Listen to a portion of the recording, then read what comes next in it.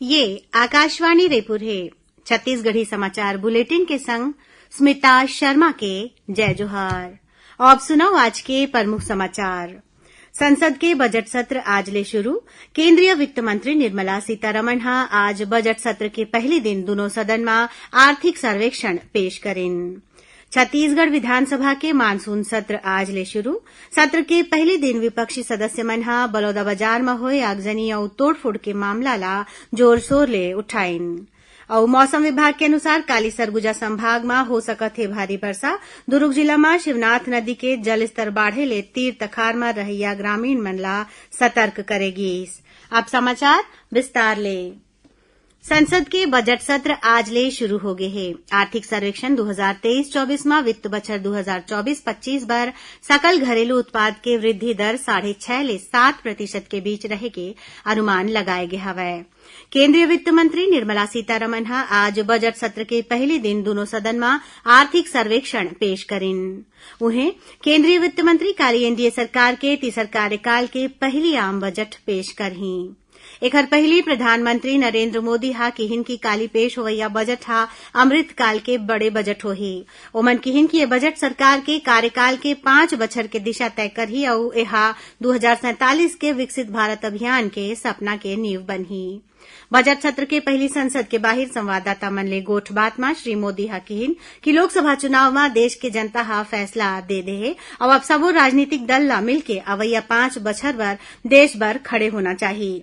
श्री मोदी कथित रूप ले नकारात्मक राजनीति करैया विपक्षी दल के आलोचना करत किहिन कि ओमन अपन विफलता ला छिपाए बर संसद के समय के उपयोग करेन।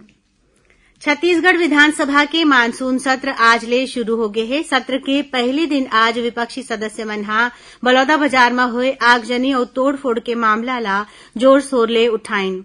शून्यकाल के दौरान विपक्षी सदस्य मन ये मामला में स्थगन प्रस्ताव लाइन। स्थगन प्रस्ताव के ग्राह्यता ऊपर चर्चा के दौरान पक्ष और विपक्ष के सदस्य मन के बीच नोकझोंक हुई।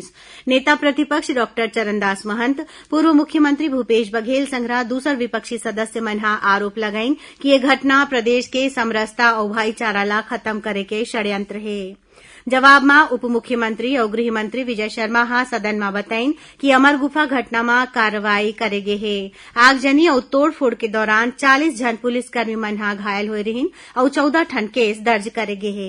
एकर बाद विधानसभा अध्यक्ष डॉक्टर रमन सिंह बलौदाबाजार आगजनी और हिंसा मामला में स्थगन ला अग्राह्य कर दिन।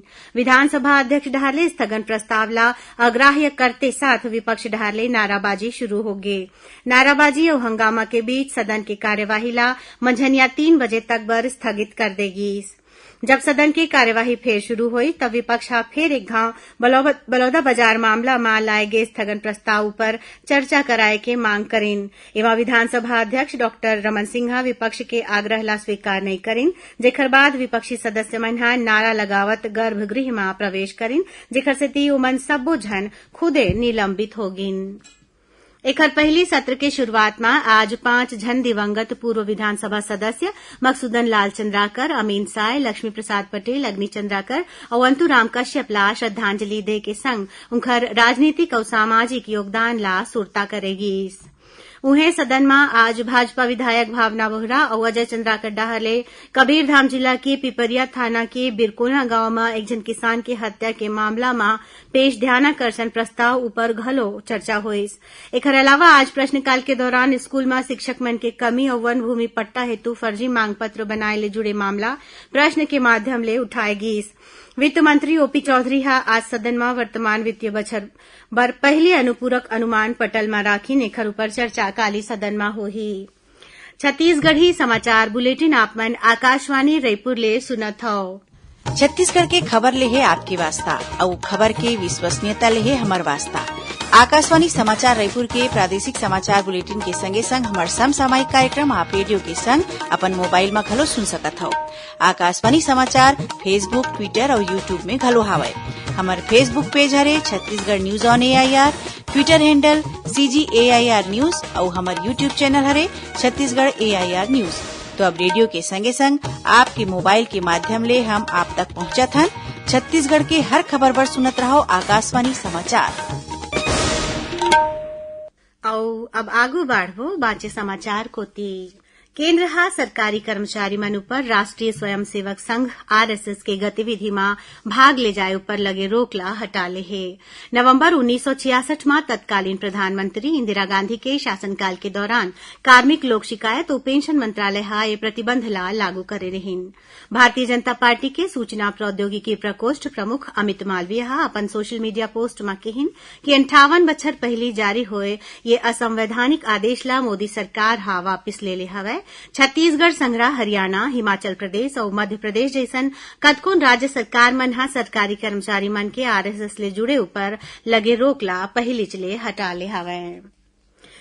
प्रदेश में अवैया 24 घंटा के दौरान सरगुजा संभाग और ओखर ले लगे बिलासपुर संभाग के जिला में भारी वर्षा हो सकत है। मौसम विभाग के अनुसार राज्य के अधिकांश जगह में काली हल्का ले मध्यम वर्षा होए के संभावना है। यही बीच दुर्ग जिला में पाछू 3 दिन ले सरलग होवत वर्षा के सेती शिवनाथ नदी के जल स्तर बाढ़े के खतरा के निशान तीर पहुंच गए हवै। महमरा एनीकट में पानी 8 फीट ऊपर बहत है, जेकर सेती एनीकट के 10 ठन गेट ला खोल दे गे है। मोंगरा जलाशय ले 30,000 क्यूसेक पानी छोड़े जावत है। एकर सेती शिवनाथ नदी के तीर तखार के 1 दर्जन ले ज्यादा गांव मन में मुनादी करा के लोगन ला बाढ़ के खतरा के चेतावनी दे गे हवै। जल संसाधन विभाग के अनुसार शिवनाथ नदी में तीर तखार के नदी नाला मन ले घलो बहुत पानी आवत है। एकर ले रात में नदी के जल स्तर और ज्यादा बाढ़ सकत है। ग्रामीण मन ला नदी ले दूरिया रहे के सलाह दे गे है। शिवनाथ नदी में बाढ़ के खतरा ला देखत एसडीआरएफ के टीम ला तैनात कर दे गे है। आज श्रावण के पहली समारोह मौका में राजधानी रायपुर संघरा प्रदेश भर के शिव मंदिर मन में श्रद्धालु मन के भीड़ उमड़े रही, जौन मन हा भगवान शिव के जल और दूध ले अभिषेक करत विशेष पूजा पाठ करिन। रायपुर में कावड़िया मन हा महादेव घाट के हटकेश्वर महादेव मां जल चढ़ाइन। उन्हें बुढ़ेश्वर महादेव संघरा दूसर शिव मंदिर मन में घलो आज बिहनिया ले भक्त मन के भीड़ लगे रही। ओती कबीरधाम जिला के भोरमदेव मंदिर में जलाभिषेक करे बर आज कवर्धा ले भोरमदेव तक पदयात्रा निकाले गिस, जेमा कांवड़िया मन संघरा बड़ संख्या में लोगन शामिल हुईन। उन्हें राजिम के कुलेश्वर महादेव, चंपारण के चंपेश्वर महादेव, बम्हनी के ब्रह्मेश्वर महादेव, सिरपुर के गंधेश्वर महादेव और जांजगीर चांपा जिला के खरौद के लक्ष्मणेश्वर महादेव मंदिर संघरा प्रदेश के प्राचीन शिव मंदिर मन में घलो आज विशेष पूजा अर्चना करेगी। वहीं जगदलपुर के इंद्रावती तट के महादेव मंदिर, झाड़ेश्वर मंदिर, बोध घाट कॉलोनी के शिव मंदिर संघरा सबो शिव मंदिर मन में श्रद्धालु मन के भीड़ देखेगी। बस्तर के जगदलपुर आकाशवाणी केंद्र ले स्थानीय बोली में करीब 50% कार्यक्रम के प्रसारण करे जावत है। अब बस्तर के श्रोता मन हा स्थानीय बोली हल्बी, गोंडी, भतरी, धुरवी में अपन पसंदीदा कार्यक्रम ला सुन सकी। आकाशवाणी केंद्र जगदलपुर डहार ले बस्तर डायरी, जीवना चो शोर, आमचो रान, आमचो जीवना, आजी चो सगा, मोचो माटी, रुसरुसा, नानोली, कुड़ई फूल, डांडा माली नावले, आदिवासी लोकगीत, लोक गाथा और भेंट वार्ता संग दूसर कार्यक्रम प्रसारित करे जावत है। आकाशवाणी केंद्र जगदलपुर के कार्यक्रम प्रमुख बलवीर सिंह कच्छा बताएं कि ये कार्यक्रम के प्रसारण के उद्देश्य स्थानीय बोली मन ला बढ़ावा देना है। वित्त मंत्री ओपी चौधरी हा आज रायगढ़ के एक ठन निजी स्कूल में 20,33,000 रूपया के लागत के बॉक्स क्रिकेट और 8,71,000 रूपया के लागत के बैडमिंटन कोर्ट के लोकार्पण करिन। ए दौरान वित्त मंत्री हा रायगढ़ में नया गार्डन बनाए के घोषणा करिन और एखर बर 10 करोड़ रूपया के मंजूरी दीन है।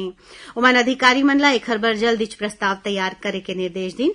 एखर अलावा वित्त मंत्री श्री चौधरी हा कमला नेहरू गार्डन में 26,81,000 रूपया के लागत ले गार्डन में होवैया काम के भूमि पूजन करेन।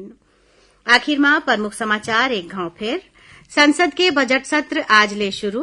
केंद्रीय वित्त मंत्री निर्मला सीतारमण हा आज बजट सत्र के पहले दिन दोनों सदन में आर्थिक सर्वेक्षण पेश करें। छत्तीसगढ़ विधानसभा के मानसून सत्र आज ले शुरू।